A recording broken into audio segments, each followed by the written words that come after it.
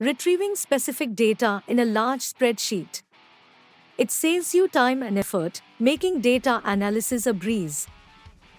To use VLOOKUP, you need four components: lookup value, table array, column index number, and range lookup. These are integral to your function command and dictate what data VLOOKUP retrieves. The lookup value is what VLOOKUP searches for in the spreadsheet. The table array defines where to look for this data, usually a range of cells in a specific order. The column index number specifies which column in the table array to retrieve data from.